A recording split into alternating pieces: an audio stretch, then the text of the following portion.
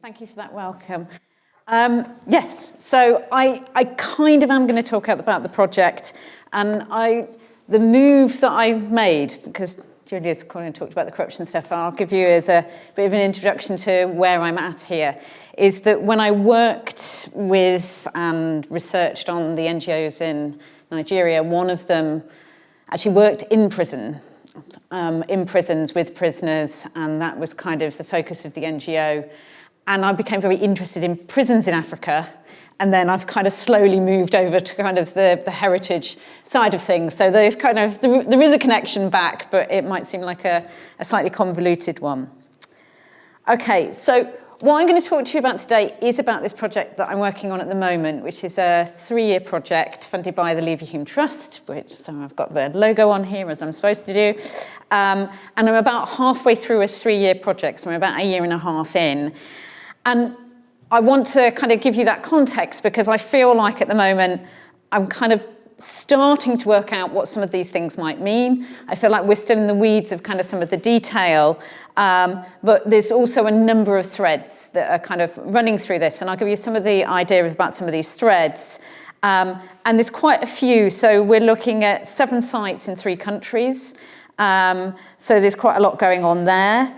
The project is also highly interdisciplinary, which I think is where some of the really kind of exciting stuff happens, is kind of at those borders between disciplines. But there's kind of elements of politics and international relations, there's stuff about memory studies, there's stuff about carceral geographies, and there's stuff about kind of architecture. So there's kind of a number of different themes in here, number of different sites, 3 different countries, and then also we've kind of got, because I'm talking about incarceration, we've got different eras of incarceration.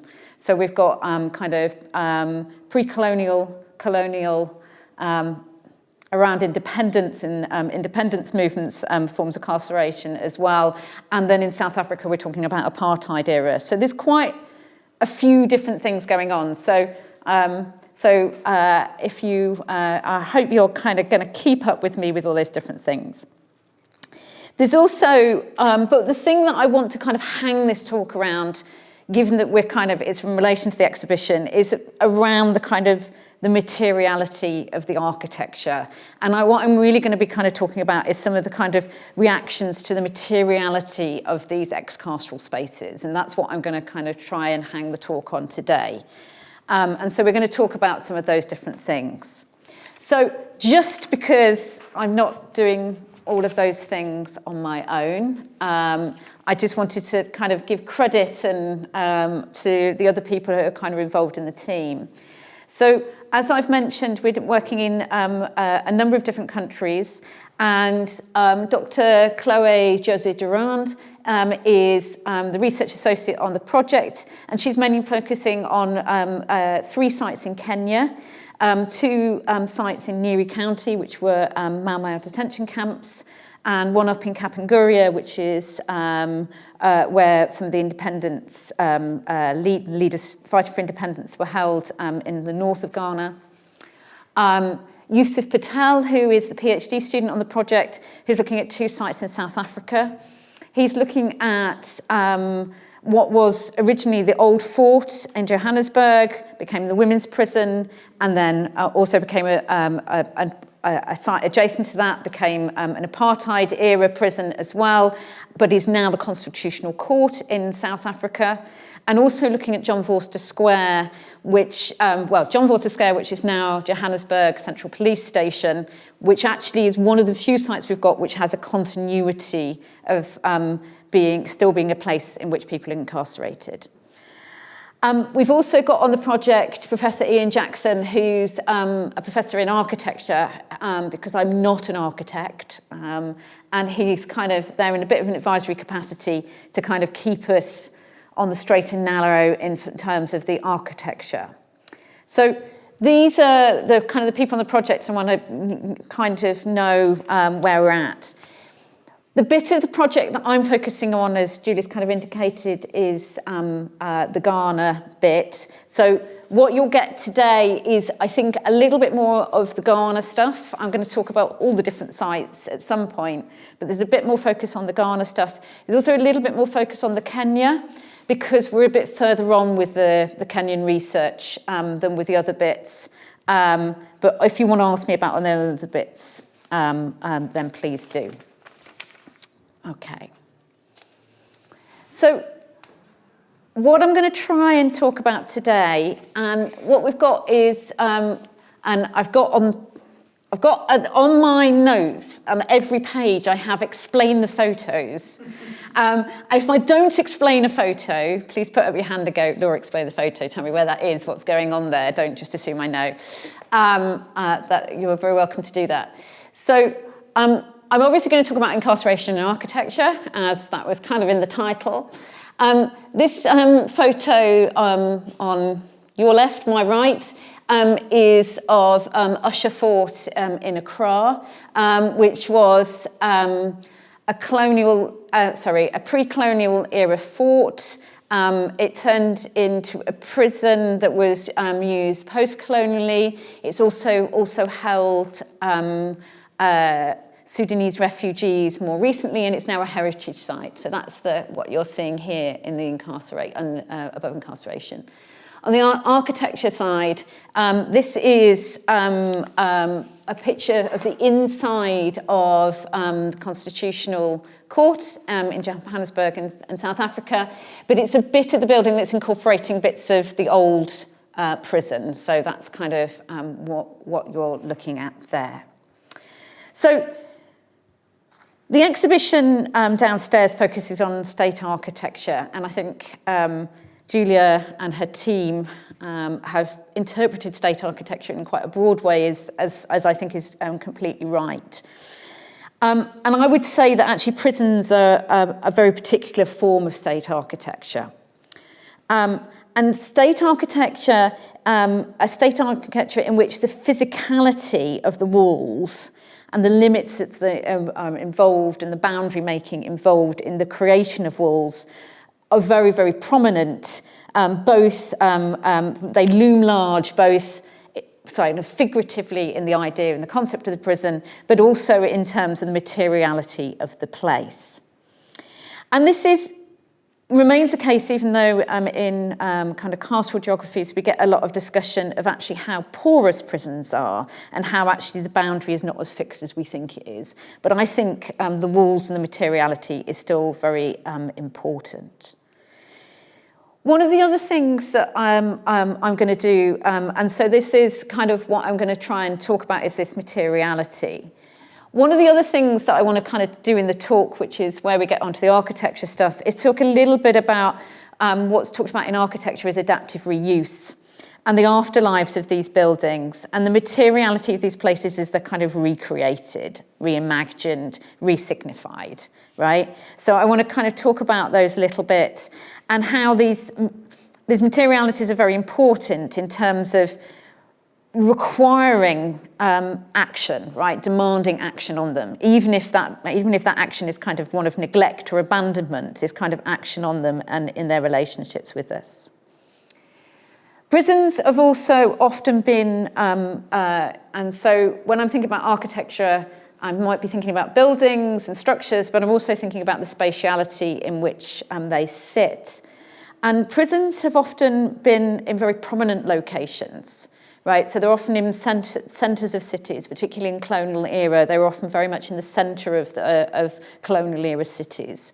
That was the same in the UK as well, and Dominique Moran, also at the University of Birmingham, has written quite a lot about that in the UK. But Dior Conte has written about it in Senegal, and the evolution from the prison sitting in the centre of the city to it being on the outskirts, and actually how that involves an actual kind of a bit of a rethinking of how we think about carcerality. So those are some of the things I'm going to kind of touch on. But I'm also going to touch on some of the things that I think are quite central in the project that I'm doing at the moment. And they are around kind of politics and memory. So I'm in a politics department, so I kind of end up talking about politics. But I'm increasingly very interested in the relationship between politics and memory and the way in which those kind of things kind of work together. And for the image that I've got for politics, again, it's on the Constitutional Hill site, but this is prison number 4, which is the site that's actually been left more intact as a prison, as a heritage site for people to visit. And when you enter, there is a quote from Nelson Mandela, who else would you have a quote from, who says, and it kind of steps down as you go in, and the quote, because you probably can't read it from the back, it says, "It is said that no one truly knows a nation until one has been inside its jails. A nation should not be judged by how it treats its highest citizens, but by its lowest ones. And South Africa treated its imprisoned African citizens like animals." So the politics of incarceration, I think, is very, very important. But I think a lot of this politics is also wrapped up in, for me in this project, and what we're looking at is also a politics of the memory of incarceration and how that's remembered and how that's kind of worked through into contemporary politics. And I often kind of talk about it as memory politics. So what we've got here for the kind of the image that I've got above memory is, I'm going to talk about this a little bit more, so I'll come back to what this really is, but let's roll with it for the moment. This is an isolation cell in Weru, which I find the Kenyan sites particularly fascinating because they were internment camps for the Mau Mau, and they're now schools, which is a very interesting transition. There's a lot more I can say about that. But this is a torture cell that's been kind of left in place in the centre of the school, kind of quite centrally. And there's a sign on it which says Mau Mau torture room. They hated the injustice. They took the oath and went to the forest. They were detained, harassed and tortured. They died in here for our freedom. Right, so there's a kind of a very kind of heavy kind of sense of kind of how memory is important, but how memory is important in kind of particular ways. And one of the ways in which I kind of think this is important in terms of materiality and the architecture stuff that we're kind of engaged with is that actually, and this, I mean, I talk about it particularly in these cases, in these contexts as kind of living in the colonial ruins, but I think it's probably true globally that we're always living in the ruins of what's gone before, right? And in the colonial context, that has a very particular resonance, and Laura Restorra talks about it as the debris of colonialism. And I think this carceral past is particularly important here. And one of the reasons I think it's so important, and this kind of living with the and why I'm kind of interested in incarceration, and I was interested in incarceration, as I kind of mentioned at the start, from engaging with prisons, right? From going in to prisons in Nigeria and seeing how the prisons are working internally and them not quite working as I was expecting and them being very kind of different places to what I expected. But one of the things that's very interesting once you start looking at African prisons is how much what we think of as just another institution of the state was very much the premier institution of the state, the first thing that kind of happens in the colonial encounter. So Klingray talks about the fact that prisons were often the first buildings erected, and again, this material culture during the colonial regime in Africa. And indeed, in West Africa, which I'm going to talk about a little bit now, prior to that, you have these forts which become kind of the slave forts and the holding of slaves. So this incarceration of populations and this holding of them in buildings and kind of locked away is very much kind of part of this colonial regime. And on my notes here, in my bigger thing, I've got a long list of names of people who've made this point, and here I've just got lots of people. If you want to know the people, I can tell you. But I've talked about how penal practices were central to colonialism and its governance of populations and space, right? And I'm going to talk a little bit more about space. And Chartrand actually goes kind of beyond this and talks about the fact that colonialism and carceral practice are codependent logics, right? That they kind of really depend on each other. So what you've got here, and taken, it's a picture I took in the archives at Kew, not that too far from here, is a picture of a sketch of James Fort from the late 1700s, probably around 1787. And what I like about this picture of James Fort in a way is it looks a bit like my 7-year-old might draw a castle, right? It's very distinctly a castle as far as I'm concerned. It also has not particularly greatly to scale unless that Union Jack is really big, right? That's a big Union Jack there. But I think that's important because part of these were places in which people were held. They were also trading posts. So actually quite a lot of them were trade posts and they become slave forts later. Actually, it starts out as a kind of a trading gold and slaves kind of comes a bit later. So they were really trade posts. But they were also setting, literally putting your flag in the sand, like putting your flag on a fort of European kind of influence, right? So the two forts that I look at in Accra, James Fort and Usher Fort. Usher Fort was originally the Dutch fort and James Fort was the British fort. And they're really not very far from each other, right? They're probably as far as UCL is from us here, right? If you want to think of yourself as, a fort competing with UCL. So they're very, very close together. So that putting the flag on is also important. So they're often about staking claims.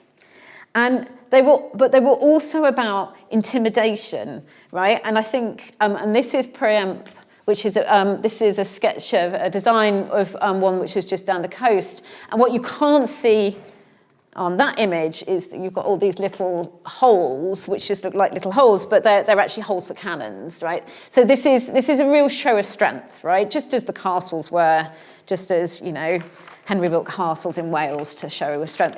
It's all about, it's about a show of strength as well. So we've got this kind of longer history, and I'm sorry this is a bit of whistle-stop tour, but this carcerality continues throughout colonialism and into responses to independence struggles. As does the erection of particular architectures of confinement, right? Continuation of use of certain architectures of confinement and the erection of new ones. So in terms of the erection of new ones, this is in Kenya, and this is a Guthi Works camp, one of the places which is now a school. So there's two sites that we've got which were detention camps, which are now a school. This is now a girls' school, Kangawiri's girls' school, but was a Guthi Work camp. And so that's the image that you've got here. But you also have a continuation of the use of castle structures. So James Fort, that castle that I showed you from the 1700s, is also where Nkrumah was held when he was kind of challenging the British, until he kind of wins a lot of votes in the parliamentary elections, and the British kind of feel that they have to release him. So there's a continuation of this as a process. And in one of the things that's quite interesting, if we think about the apartheid struggle as a parallel to an independent structural struggle, all of the sites that we're talking about were involved in the incarceration around struggles for kind of independence and kind of freedom, as if you want to frame it in that way. These people look very happy. And I feel like I need to contextualize that because it shows them leaving, right? It shows them being released. The British were quite happy to take pictures of them looking happy and being released, and they were kind of given. So you can see they've got these kind of wrapped up in material. This was kind of their leaving stuff. But one of the things that we should very much be aware of is that this is not a representative image. And that in 2013, in a landmark ruling, 5,000 survivors of torture at these camps were compensated by the British government, which is something I don't think I've heard of the British government doing very often. And that was quite a hard-won case. And so I don't want you to get the image that they're happy, but I've used this image for another reason, and we'll come round to that in a minute. Okay, so I've tried to explain to you why I'm interested in incarceration. I tried to explain to you, I'm going to explain to you a little bit why I'm interested in kind of memory and the built environment. So incarceration is historically important, fine, okay, if you go along with me there. But why are you looking at these X sites of incarceration? Why is that interesting? I would say that memory and the built environment are very important to how states, but also other guardians of public and semi-public spaces, such as universities and companies and lots of other actors, create the world in which we live our lives. And changing the built environment carries meaning, right? And we see that quite a lot. And I mean, one of my colleagues, in a very different context, we can kind of see it with even in what's going on now in Gaza and elsewhere, where actually you tell the people to get out, but you still destroy the building, right? And the IRA did that. Lots and lots of people have used that, because actually destroying material stuff does something. It's important to people. It's got meaning in and of itself. And so changing things does. And this is, I'm kind of assuming most people have heard of the Roads Must Fall movement. This is actually roads being removed in Cape Town. And as you can see, this is something that people are interested in, right? This is something that people are interested in. They're also very interested in photographing it. So we've got people kind of care about this, and we've kind of seen it with Roseman, with Colston, and all of those kind of other things where people change the built environment, the public environment. But buildings and other elements are not just symbolic. They shape the spaces and how we move through them, how people understand who they are and their pasts, and therefore their futures. So this is where I get onto the project proper. I've kind of justified why I'm doing this. And I'm going to talk about some of the reactions. They might not be the reactions you're kind of expecting. So this is the first kind of reaction I want to kind of talk about. And again, I've got a big sign on here which says contextualize the photo. So I'm going to go to and fro. So this building here, which doesn't really look like anything very much, really. Looks like a storage shed, maybe. And this is what's inside it, pretty much a storage shed. Not much to see here, not much of interest. I'm going to go back to this picture. So that building there, and I'm not entirely sure, it's either that building or that building, right? It was part of a Goosey work camp. So it's seen as mundane, and we did some focus groups in the schools with the students, and so we were kind of saying to them, what do you think of these buildings? And one student, and I love her for this, she said, well, it's where we keep our things, right? It's just, what do we think of it? Well, that's where we keep stuff.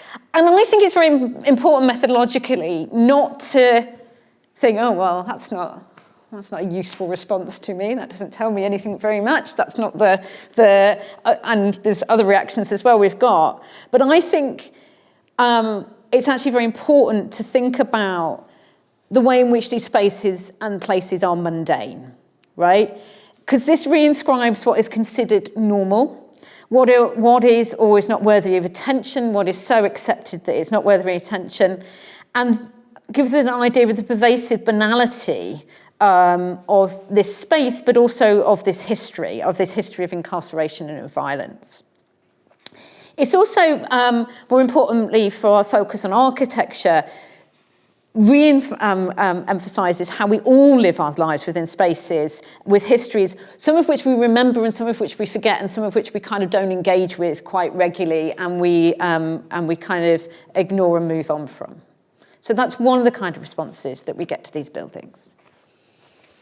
Another response that we get at a slightly different scale, perhaps, is one of kind of heritage. Now, this is one of the few photos here which isn't kind of mine, right, or a picture of something in an archive that I've taken. So this is, and this is one of the forts in Ghana that is one of the bigger forts and one of the more kind of tourist site forts.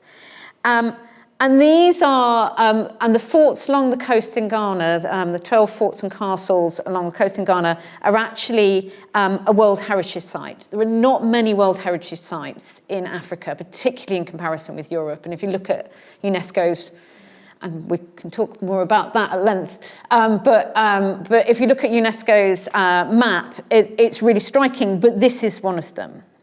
And one of the things that I think is interesting is this way of framing this, this is kind of a World Heritage Site is very, very interesting in and of itself. And it's very interesting in the way in which that kind of heritage label does something to these kind of sites, and the way in which it's seen as value in terms of global heritage, global memory, right? And the way in which a lot of my interviews with Ghanaian kind of heritage practitioners, perhaps unsurprisingly, are like, well, we're keeping this for future generations. There's an idea of preservation for the future, right? There's an idea of it as heritage. And related to this, but I think working on a slightly different scale in a slightly different way, there is also this idea of remembrance.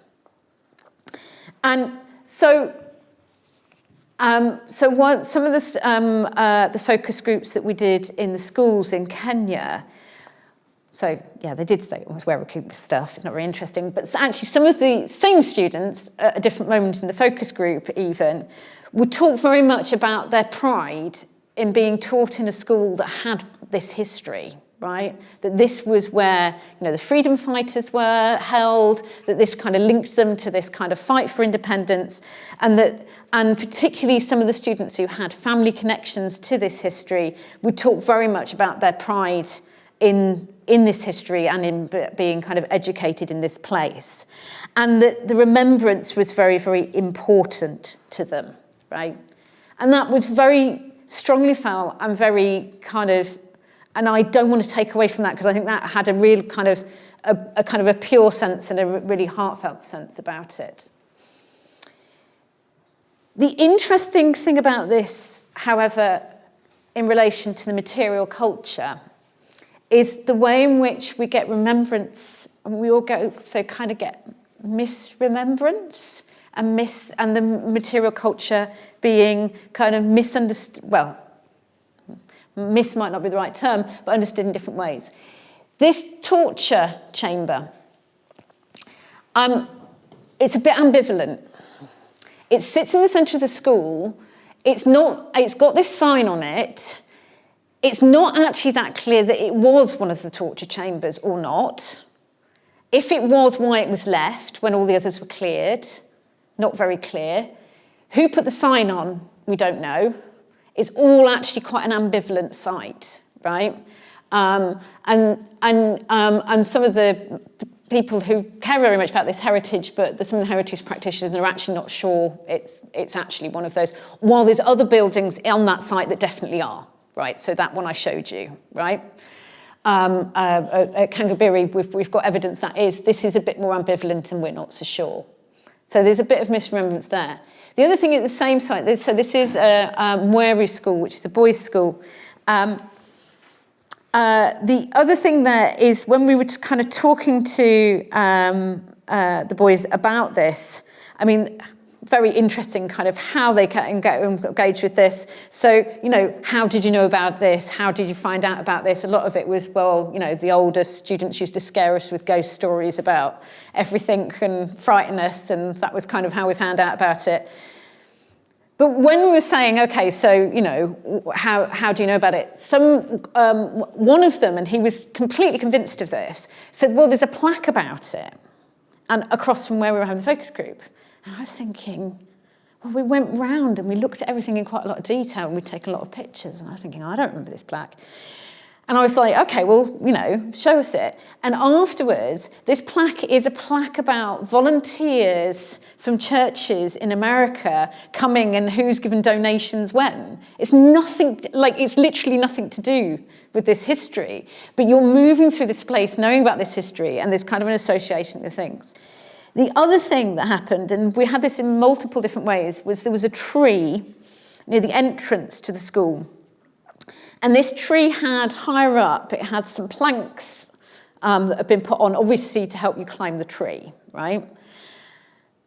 And we had stories that was where the guards sat to keep an eye on people. That was where the Mama escaped over the wall. It was before it was in a camp where they used to hide. We had lots of stories about this. It's very, very obvious that these planks are not that old, right? It's very obvious that this is a much newer bit of material culture, but the way in which those things kind of come through is really interesting, and the way in the materiality is being interpreted, I think, is quite important. So we have this remembrance and this heartfelt remembrance, but we also have this kind of interpretation and constantly reinterpretation. And for me, I don't think the truth actually matters that much, what these things are, but how people are kind of engaging with them, I think, is much more important. Another way in which I think people are engaging with these materials, both when they were places of incarceration, the materiality were places of incarceration, but also subsequently, although I haven't got actually an image of the subsequently, but I'll talk about that a little bit, is through making a mark, literally making a mark on these things through kind of graffiti and other things. And that kind of impact is really interesting. And architecture, as we discussed, shows the state and the architect's intentions, kind of domination, control, shaping, but you often get this kind of way in which people are kind of trying to reshape and kind of interpret and make a mark on it. And I feel like graffiti is a very kind of poignant example of this process. I think the person showing me around in Usher Fort got really fed up. There's quite a lot of graffiti in Usher Fort that's still there, because I wanted to take a picture of every bit, and he was just like, come on.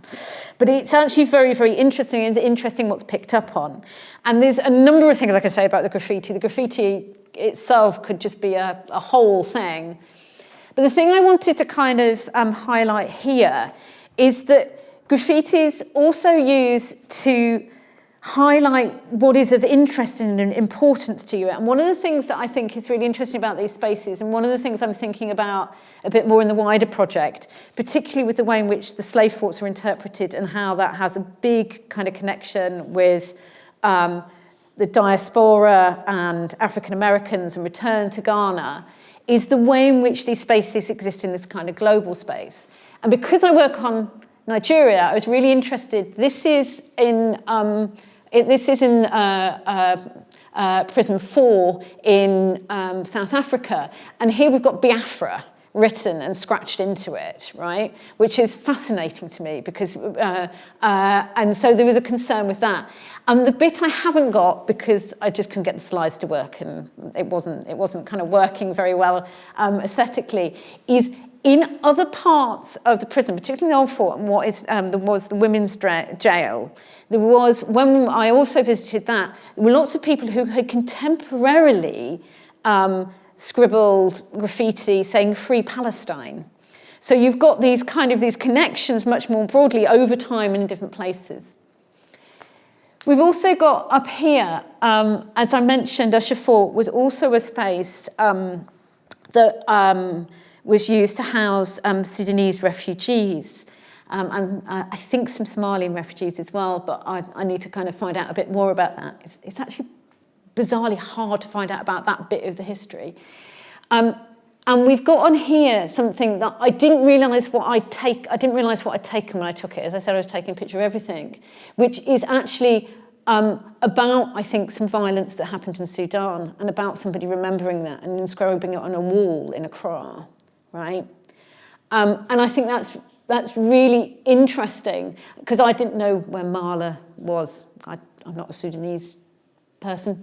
I've never been to Sudan, I didn't know, but it's really interesting to me because it's got this idea of memory, and I'm interested in memory, and this wasn't what I was thinking of. So we've got these kind of layers of usage, layers of graffiti. The last thing I want to talk about is ruins. And this is because I think we've kind of talked about the architecture as something that's lived in, something that's preserved, that's kind of got this idea of heritage. We've talked about it as the way it's interpreted and remembered, and the way people try and make an impact on it. But I think neglect is actually really important. And I think ruins are a really particularly important thing, because there's an idea that something just goes to ruin if it's kind of forgotten about, but actually these are spaces, as I've talked about, that are prominent sites in the centre of cities, right? So leaving something to go to ruins is not it's not a casual thing to do, actually, right? Not to develop it, not to clear it, not to do something with it is not a casual thing to do. So these are, on the right here, we've got Usher Fort in Accra, and on the left, we've got James Fort in Accra. Now, James Fort is not open to the public because it's too dangerous. Usher Fort is open to the public, even though it's got things hanging from the ceiling by rebar, and I've talked to a lot of the people who work there about coming in the morning and finding stuff just fallen down. Don't show this to the people who do my risk assessments. Because, I haven't quite talked about that in my risk assessments. But what's really interesting to me is that I think they're being kept, but they're also, as heritage, but they're also turning to ruins. And actually, I mean, the people who work in the heritage sector are quite worried about that. They're very difficult to keep. They're difficult to keep because they're in a saltwater climate. They're difficult to keep because of the wind. They're difficult to keep because if you can't just patch them up by using the modern techniques if you want to keep them as heritage sites. They're difficult. But I also think that this idea of ruins and having something that is kept but is not kept in working order, but it still has to be kept, is kind of something significant. And I think it's important because there's kind of an ambivalence about it. Because it signals a kind of it's a symbol of absence. And it's a symbol of absence in a number of ways, an absence of what these were before, but it's also an absence of capacity, and it's an absence of kind of something going wrong. Okay. As I said, I'm going to talk a little bit more about the Ghanaian sites. And I think one of the things that and these, so to give the credit for these, so the next few images you've got, which are from the air, I didn't have a microlight or anything exciting in Accra. These are images taken by drone by the Ghanaian Monuments Museum Board for their own kind of surveying of them. And they very kindly let me have them. And I've given them some things in exchange. But one of the things that when you've got these things that have gone to ruin is what is value and who is it for, right? Who is this for, right, in this space? And one of the reasons I want to show you these is because particularly on the next slide, I'm going to show you how squashed the community is because of this, right? So who is this ruin for? What is the value of the ruin? And one of the things that when you talk to kind of government people involved in, there is a concern about getting value out of heritage, right? There is a concern about getting the value out of these things. And there is an idea that heritage can make money. If you talk to anybody in the heritage sector in the UK, the heritage sector never makes money here. I'm not sure it's going to make money there. I think they're hoping for something that's not going to happen, but they do hope it's going to make money. There is an idea of it making money. But there is an idea of space in economics. And one of the things so I'm going literally in 9 days, I'm going back to Accra to do some focus groups with the communities that live around this site. But already kind of people are saying to me that people are very frustrated about these sites because they're just going to rack and ruin. They're literally just falling down. People can see them falling down, but they're not allowed to do anything else with them. They're not allowed to use them for their own purposes. They're moaned at if they set up stalls outside them to sell stuff. They're moaned at for leaving fishing nets too close to the walls. And yet, like, nothing's happening with them. You know, why are you not kind of doing something that's kind of useful to us? So there is an idea as who is this it's for. And there really is this idea of being squeezed. And one of the things that I think, and I'll go back to this one, I'll go on to this one. So at the top here, if you can see these big steel structures that are being, like these framework steel structures, these are being built by the Chinese as a gift, which is very kind of them. They're to create a fishing harbour. And I was very, very confused about this for a while because I was there saying, what is this for? They're like, well, it's a fishing harbour for the fishermen. Now, the fishermen in this area, which is mainly a fishing community, are using these wooden canoes. And I was trying to work out why the wooden canoes would need these huge steel frames. I didn't make any sense. I just couldn't make sense of it. But it has become clear to me now that it's because it's not for them. It's for large Chinese fishing trawlers that are probably going to come and actually get rid of this community. This community here, which you can kind of see the canoes on the beach and some of the houses around here. You can see James Fort is at the top. This is Usher Fort here. They've lived around this area for a long time. They've been cleared off this area for the Chinese to build this, and they're literally squeezed and squashed between the two forts at the moment. So I think there is, if we want to think about a colonial spatial politics, I think this is quite problematic, and there's lots of kind of discussions about, you know, who are these spaces for. So you'll be pleased to know that I'm wrapping up and I'm coming to the end now. So I've given you lots of different thoughts and lots of different things, probably because my brain is not kind of settled on, you know, one nice neat line. So I hope that's at least been interesting. And one of the things that I think I'm really interested in is kind of the materiality of what's left, this materiality of the ruin, and the way in which that kind of shapes and the way in which people kind of engage with that, and what people think that that means. I'm interested in how it's reused and this kind of idea of adaptive reuse, but also this idea of ruins when it's not actually reused. I'm also interested by how meaning is made, right, through this materiality, and that meaning, you know, I think I'm not a historian, so I'm actually not that interested in finding out, you know, exactly what it is, but I'm thinking the process's meaning is it. I'm also really interested in, this is something that's particularly come up from, I think, came off it originally in the Kenyan case studies, but I think it also applies to the Ghanaian. Whose is this, right? Whose heritage is this? Who gets to make these decisions about what happens with this? Because there's lots of stuff about community engagement, but I'm looking at the Ghanaian sites, and these don't seem to be doing anything for these communities at all, right? They're not of interest. It's not a heritage that they're particularly keyed into, and it's taking up an awful lot of the space. So whose is it? And there's something else I could say about the Kenyan case with as well, if people are interested. I think I've kept my 45 minutes, so I'm going to stop there.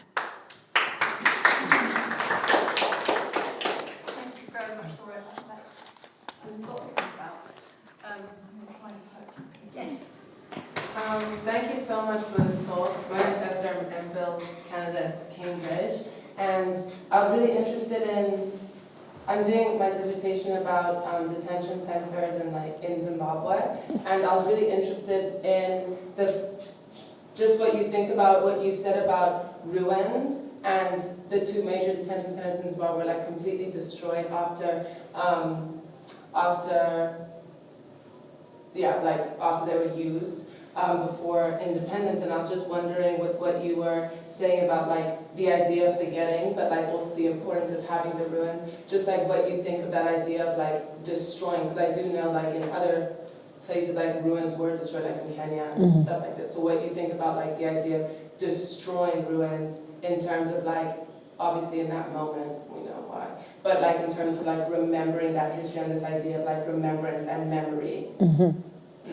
No, I think it's a really interesting question, because one of the things that's so I'm going to give an example where I think it's really ambivalent, and I think it's one of the things that the ruin is ambivalent, but whether you destroy something or whether you keep it, I think those politics are always very, very fraught, actually. And with the fort, so now they've got UNESCO, so they're protected, but actually with Elmina and Cape Coast, they were originally kind of protected because African Americans kind of raised money for them to be renovated, right? And they were kind of kept there like that. But then there's some other African Americans who kind of come, and they see that they're maintained and they're painted, and they're kind of kept, and there's this idea that these are all awful places, and why aren't you letting them just sink into the sea, right? So you get this, why? And I think that fraughtness over the destruction of that memory the physicality of the spaces is also, and why it's interesting to talk about the physicality, the material of the spaces is because it precisely gets to the fraughtness of that memory, right? That fraughtness of, what do you keep, what do you lose? Because you always lose something, right? And you always keep something, right? So what do you choose to keep and what do you choose to lose? And I think that's always, so memory is always about forgetting as well, right? It's always about forgetting, right? So I think that that's why it's in, and there's a lot of politics in that. And I think destruction is really interesting. And I mean, I always find it, the whole thing about statues, right? And people are like, oh, well, we can't get rid of it because we forget the history. And I was like, well, we pulled down all the statues of Saddam Hussein in Iraq. I mean, like, literally, that's what happened, right? There wasn't, like, nobody was like, oh, well, we can't do that because we'll forget about Saddam Hussein if we pull all his statues down. Nobody ever did that, right? So I think the materiality is connected to remembering, but it's not the only. If you pull it down doesn't mean you've forgotten it, but also leaving it there doesn't necessarily mean you've remembered it either. Sorry, that's a long-winded and perhaps not very clear answer. Can I come in on that? Because I was just remembering Daniel and I went to look round Newcastle, which is another one of these former slave forts, when we were there last year, and we had a very ropey guide, didn't we? And this guide was telling us all sorts of nonsense, but it was all, and it was all about the slave trade, which of course is part of the history of that castle. But there's lots of other bits of the history.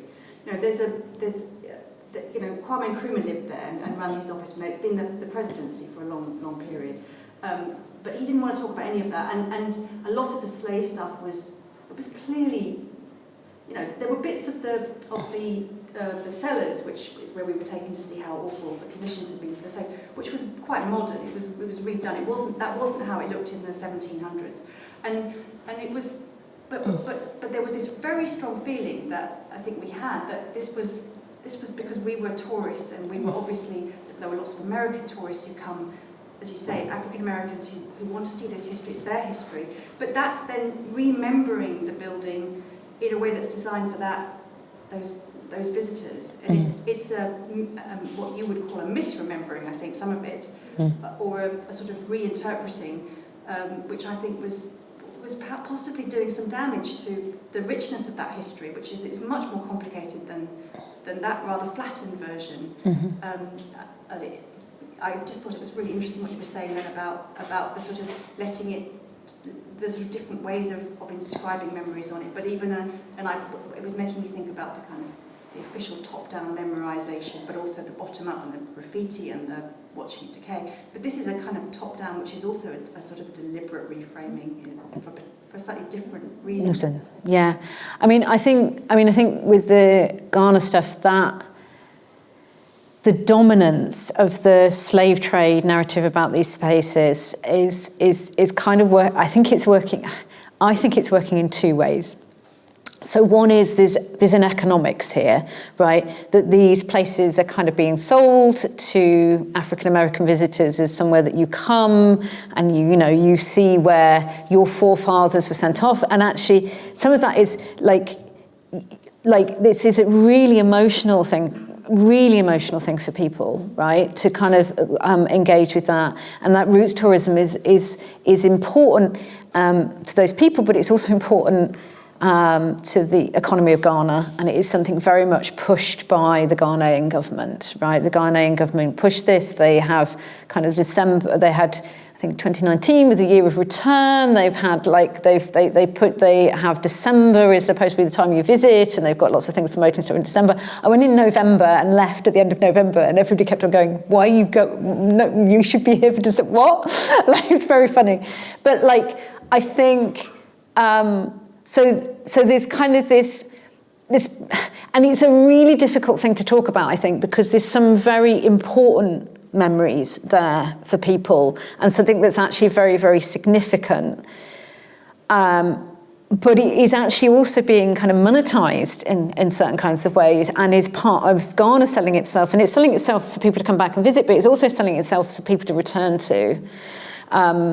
Which is actually causing some issues with kind of gentrification in Accra. So there's kind of that bit, But the other thing is actually some of the other histories are quite difficult politically to deal with in Ghana, right? Because Nkrumah was imprisoned in some of these sites, but also Nkrumah imprisoned other people in these sites, right? And these are still the kind of the political parties at play in Ghana. So actually, there's an economics. There's also this kind of, actual genuine kind of value to this heritage. And then there's this kind of political expediency that focusing on the slave trade actually kind of gets you out of jail, ironically. But it gets you out of that bind of dealing with what's actually a more difficult history to deal with politically. And I think one of the things that in the kind of heritage studies is there's a distinction between kind of dark heritage and difficult heritage. And I think this is where you get the distinction. So the slave trade is dark heritage, but it's not difficult heritage, right? It's something where it's not difficult for Ghanaians particularly to talk about, right? It's not difficult heritage, whereas the political imprisonments that are more recent are actually difficult. Yeah. Sorry, we've got three. Okay, I'm going to go John Professor Solid first, then Daniel, and then we'll have you. Thanks. I really enjoyed the presentation. It's really, really fascinating research. I mean, I have a couple of things I wanted to ask about, and I guess one of them is on your last point, because I guess when you were kind of describing and showing the spaces, I was wondering, like, what is carceral about these spaces now? Because they feel from your description, I mean, the South African ones perhaps not, but some of the other ones feel kind of quite open and not, as you said, not community engaged with, but just sort of these like open dead spaces. There isn't really that legacy of carceralness. So I also wondered, like, where is the carceral space now in some of these settings? Because and what you were just saying is really interesting, because in Kenya there's also this kind of torture chamber they had under one of the buildings in Nairobi, under one of the regimes. I remember going to Uganda once, and they said, this is where Idi Amin tortured his, political prisoners. So I guess what is the relationship? You've already kind of talked about it a little bit, but what is the relationship between those two discourses, I suppose? Like, is there a different idea of carceralness or carcerality? I think the other thing is I wanted to say, I mean, I totally agree with you about focusing on some of the mundane stuff. I think that's because, I guess as political people, we tend to give political meaning to everything, but sometimes maybe it's just, it's literally just where we put stuff. There isn't like trying to, do something political to this space.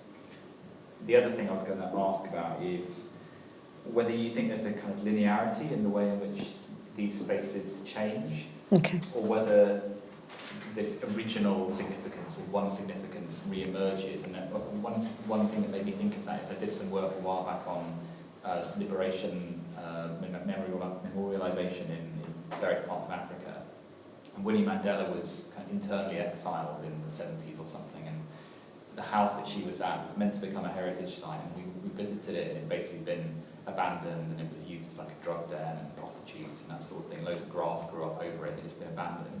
And then after she died, it suddenly became this place where everyone said, isn't it terrible, we haven't looked after this place? And we went back, and it's now a proper museum, and all the community got involved. So it's interesting that at some point, people didn't think about it in that way, and then suddenly they did again.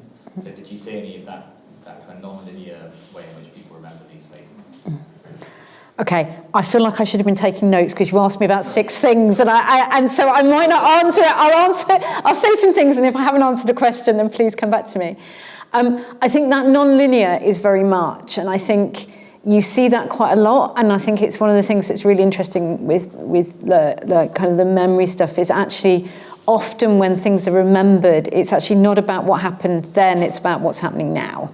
Right? And one of the things that's the most interesting thing about the Colston statue, well, not the most interesting, well, I think it's interesting, about the Colston statue, is that the Colston statue was not built just after Colston died. It was built hundreds of years later because somebody wanted to claim something for Bristol, and it was a different politics at the time, right? So the Colston statue was not of its time, it's actually of another time, right? So, and I think that one of the things that you've got, one of the things that I think, so one of the things I think is kind of interesting in interesting ways about the Mau Mau sites in those two schools is actually so I've heard from a couple of people, so Westerners go and are interested in them, but Kenyans aren't so much, right? And I think one of the things that you've got is you've got a particular,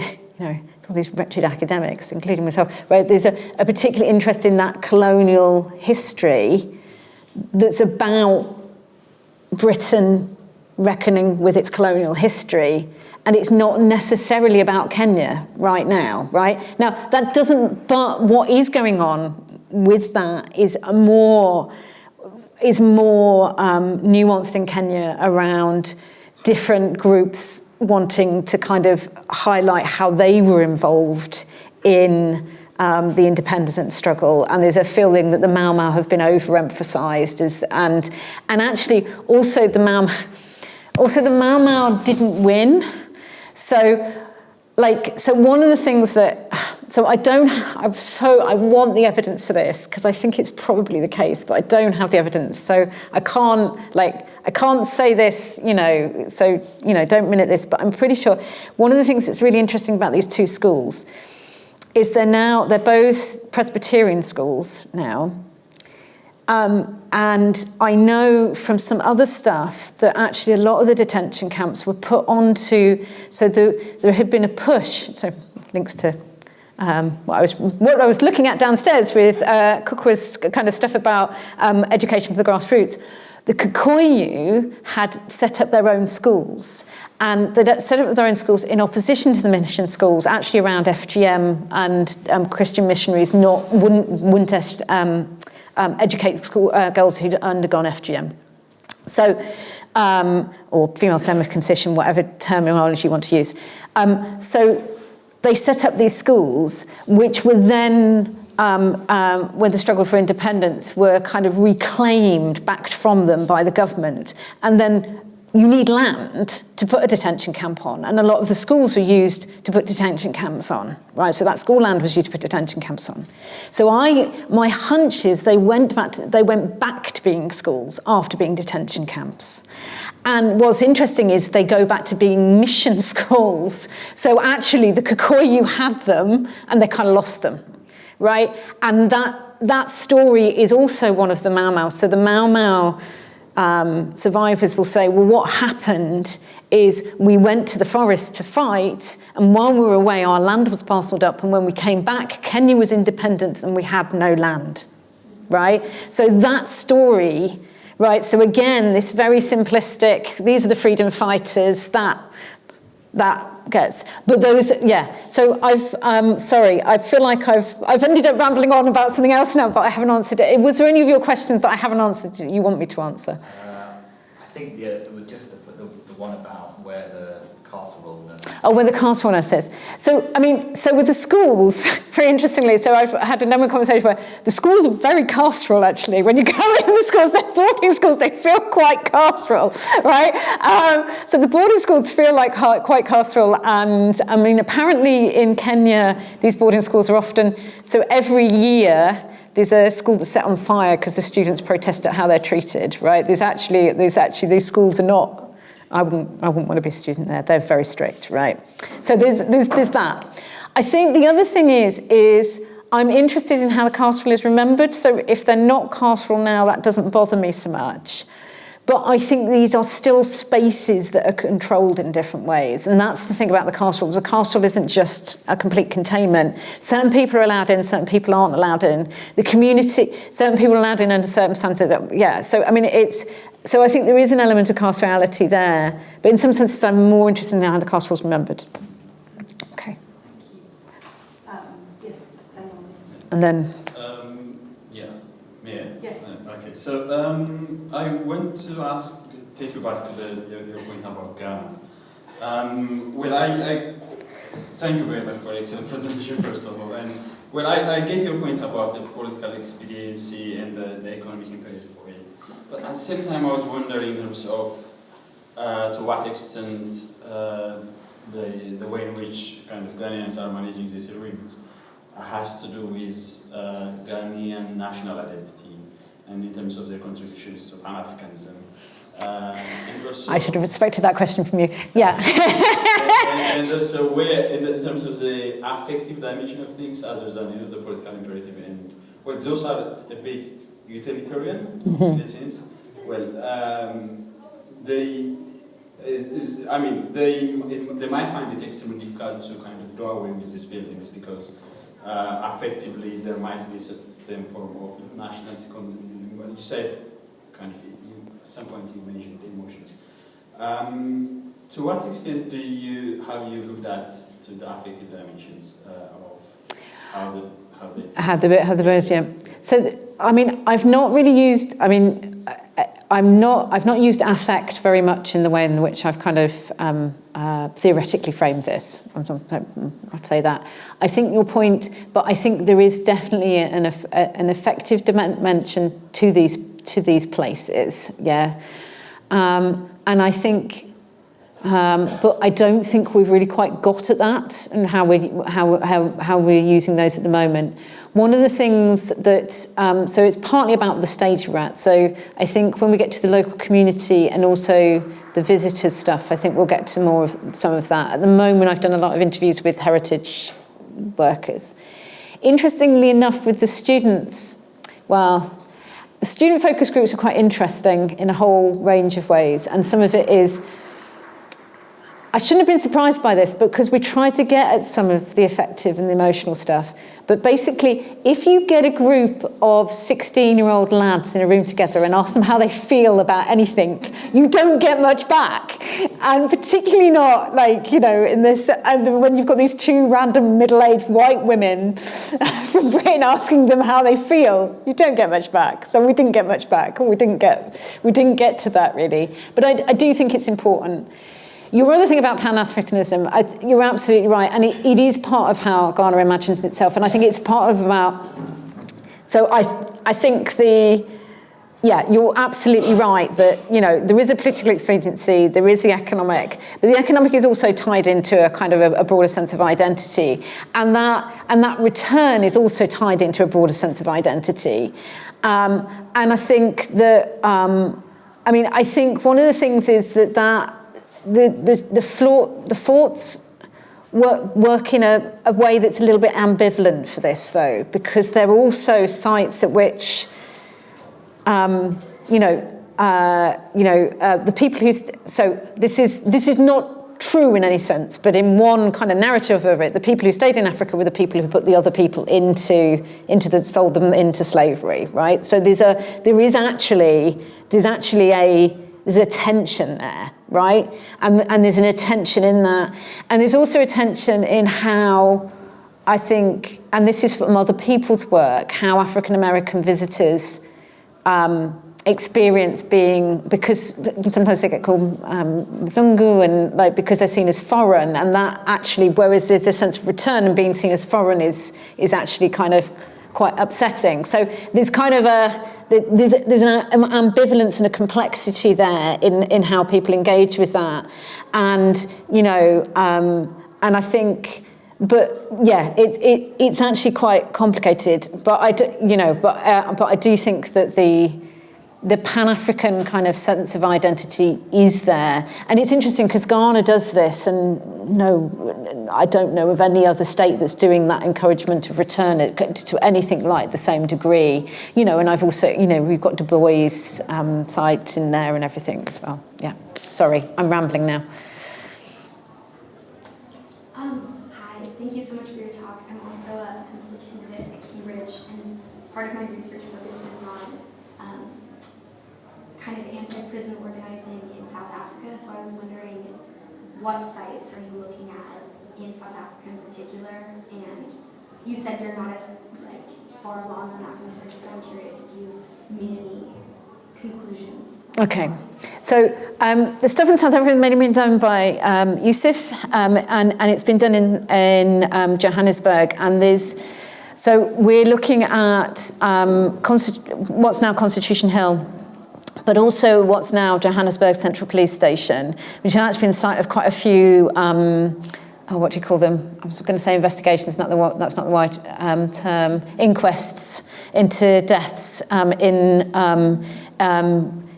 there under the apartheid regime, with quite a few deaths that were kind of termed as suicides actually now being ruled as homicides.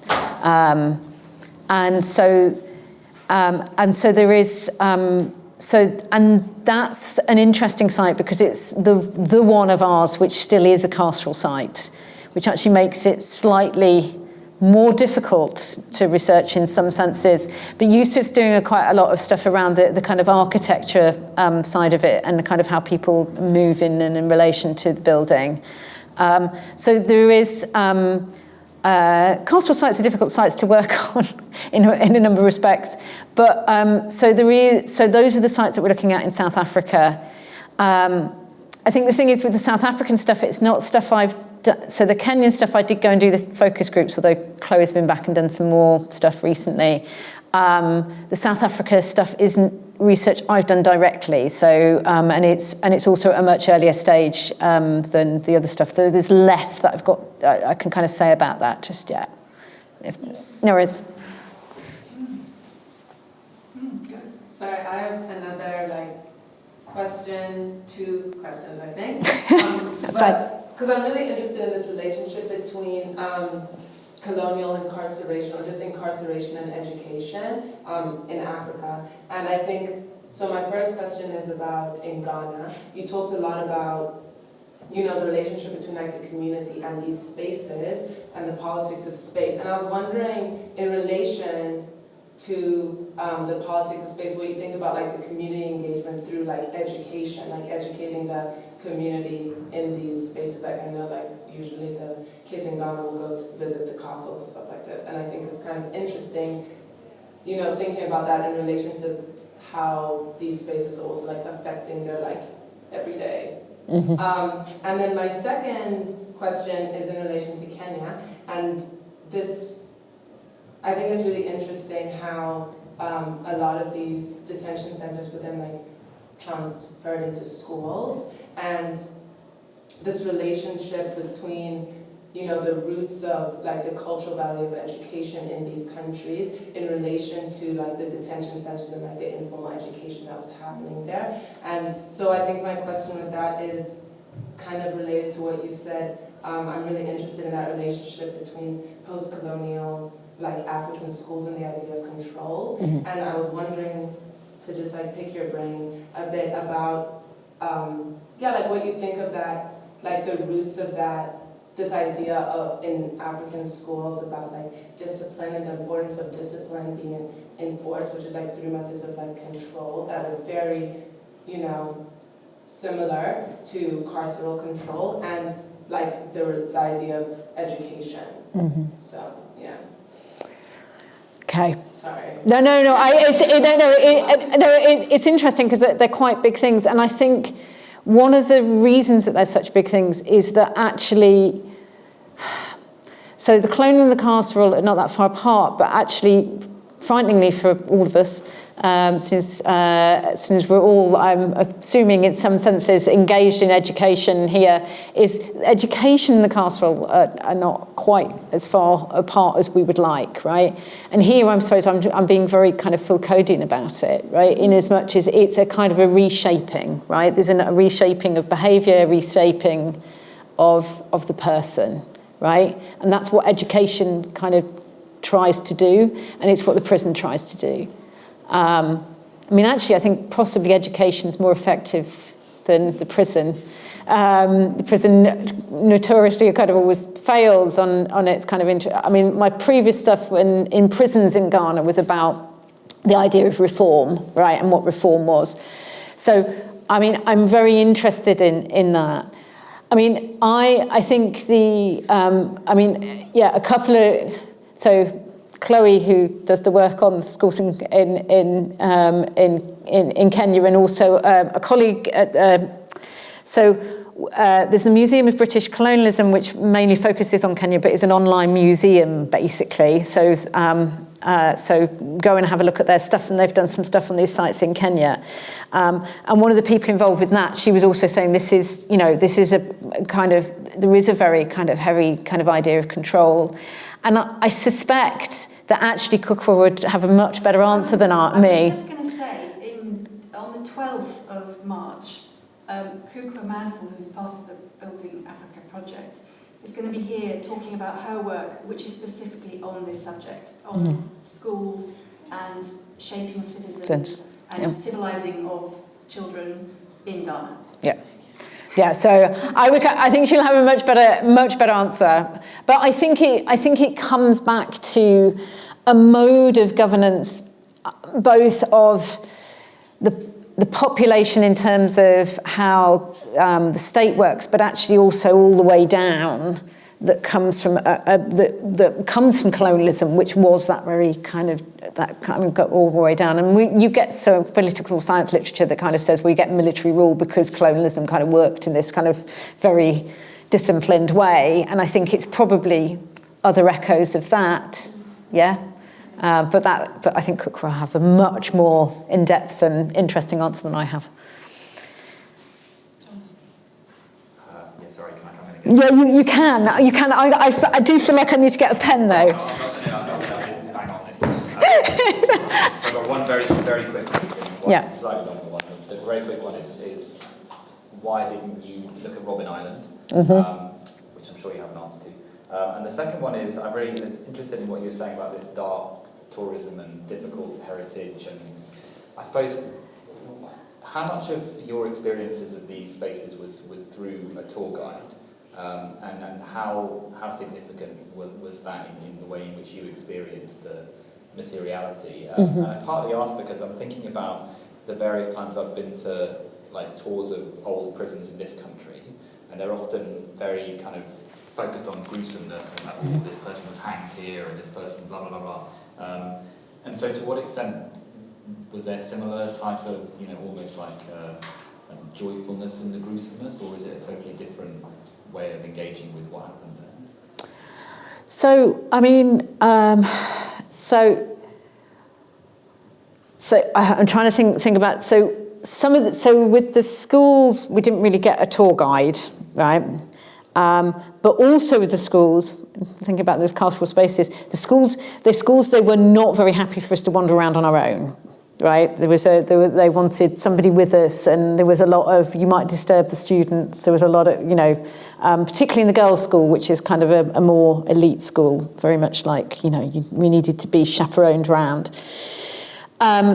So we didn't get, so I think at the schools you don't get that kind of slick narrative about things, right? And we had different people who talked to us at different points as we were kind of shown around. So shown around some bits, and then, the history teacher might know more about that, or somebody will tell you more about that. So we've got a few different voices than I think you get when you go around that slick thing. With James Fort, because it's not actually open to the public, but they took me in, that I kind of got... I got kind of shown around, but I could wander around a little bit more on my own. But I was mainly being shown around by somebody who's like the architect in charge of the kind of conservation. So they were very much going, that's fallen down again, and we need to do that. And don't go in there because it might fall on your head. So it was a very different kind of, I was being shown around, but not like that. I did go into Usher Fort and didn't tell them who I was, kind of thing, and was shown around. But there, it was less about the gruesomeness, and it was more about the slavery, right? And they've got like a slavery bit. And it was really funny because I wanted to see the prison bit, and it was almost like, do you not, like, but that bit's over. But like they were kind of like, and as I said, then I wanted to take a picture of all and they were like, and then at the end I was like, I'm an academic, and they were like, oh right, okay, as if that explains your weird behaviour. So I think it's different, but I do think you get mediated, and I do know that kind of that you do get some of that dark tourism. I don't think it happens. You get it more around the slavery, right? You get it more around that kind of, here are the manacles, but you get it less around the prisons. And I think it goes back to Daniel's question about affect, because there is a kind of a desire to kind of elicit affect. I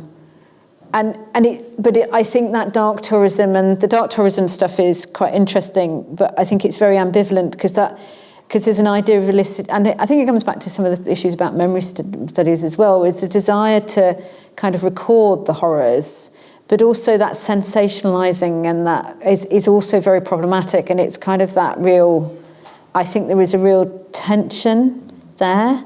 Didn't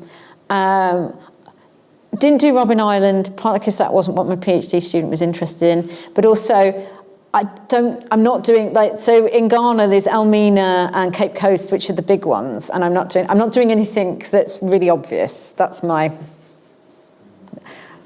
I think perverseness possibly is the answer. Yeah. Can I come in with a question? Oh, somebody else? Yep.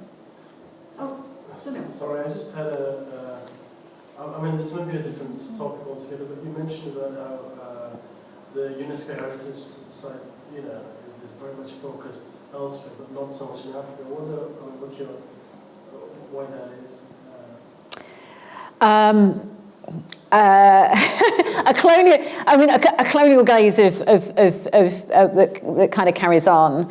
I mean, there's a couple of things. Part of it is you have to apply, so local governments and things have to have the capacity to apply and fill in all these things to say that this is worth UNESCO kind of recognition, and there's a capacity to kind of go through those processes. But it's also about what's seen as culturally valuable by international systems, which is, you know, European kind of pretty architecture is seen as globally culturally valuable, and other things are less often seen as globally culturally valuable. And I think that, I think that's problematic, but probably not surprising, sadly.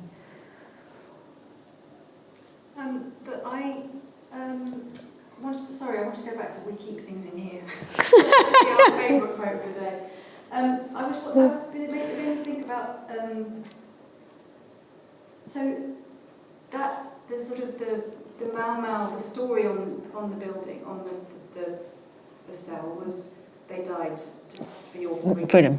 And that's very much the narrative of, certainly in South Africa as well, with the Constitutional Court, and in other parts of the continent where you don't know, I mean,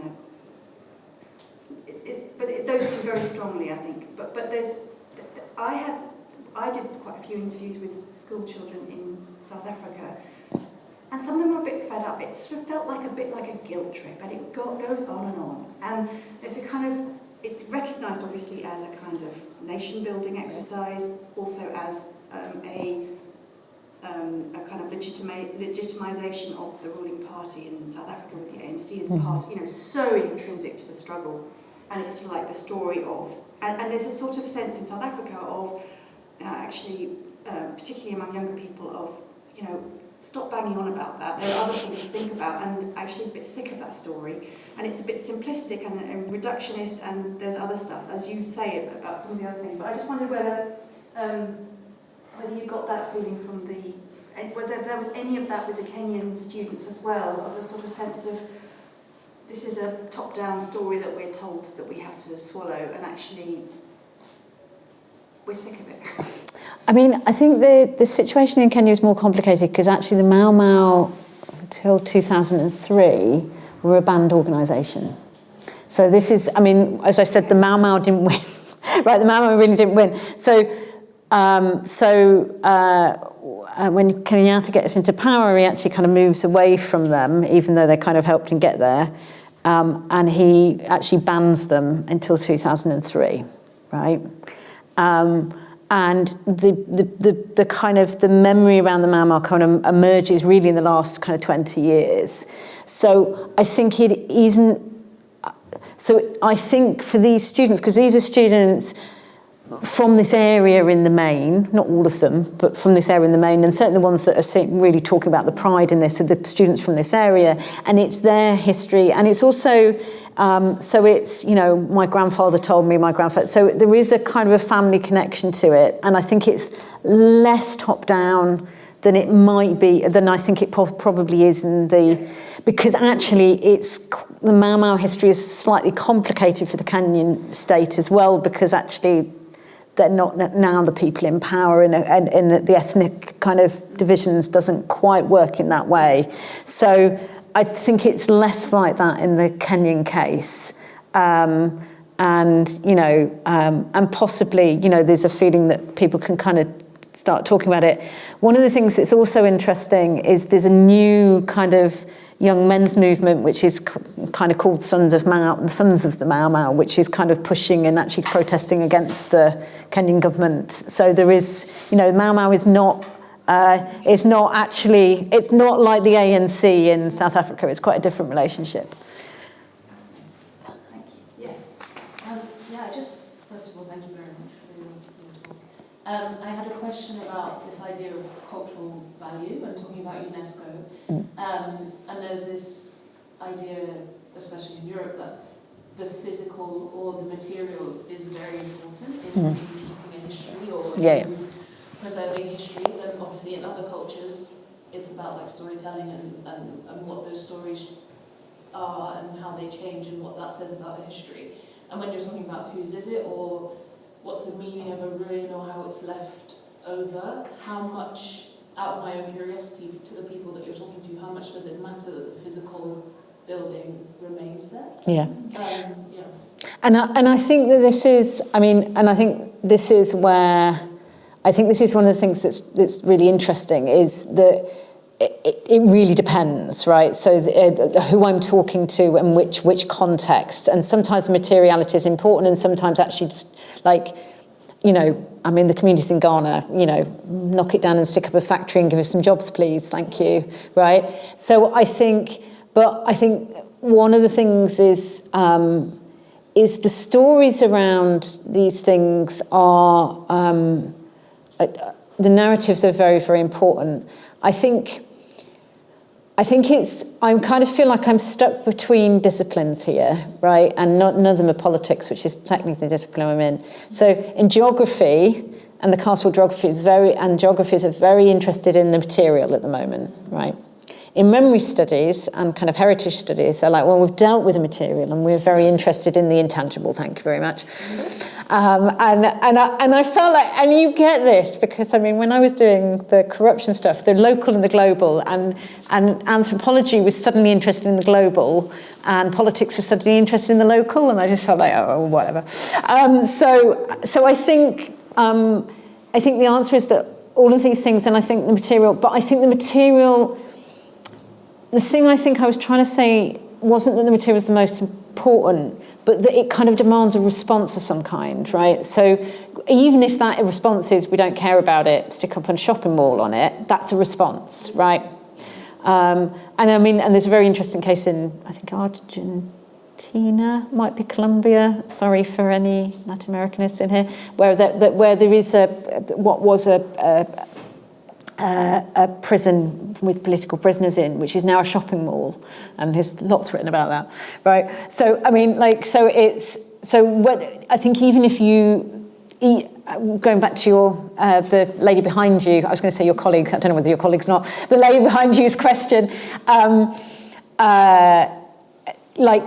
does it matter if it's destroyed? Well, yeah, that matters. It just matters differently, right? And it matters differently in the thing. But I think the orality stuff is quite important, because, and I think that's why I'm interested in not what I'm not interested in what the historians would say, but I'm interested in what people are saying about these places, right? Because I think that's actually more interesting, because it tells you about now, it tells you about what's interesting to people now. Are we out of questions? We're kind of coming to the end of our time.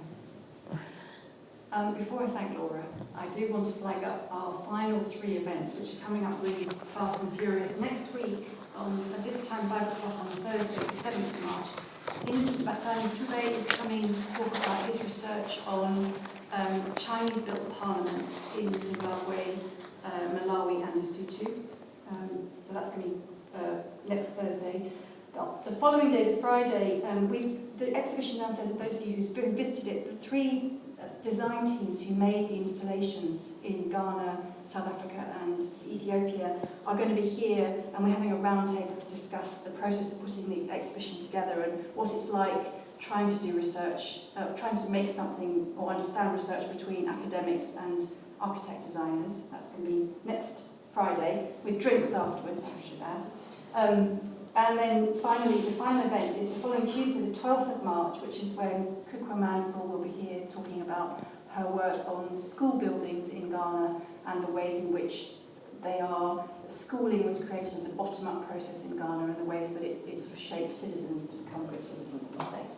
So 3 great further events. But thank you so much, Laura, for giving us a fantastic talk and actually quite a privileged glimpse into this stage of your research, which I'm really looking forward to seeing published. And I'd like to say thank you very much. Thank you all for coming.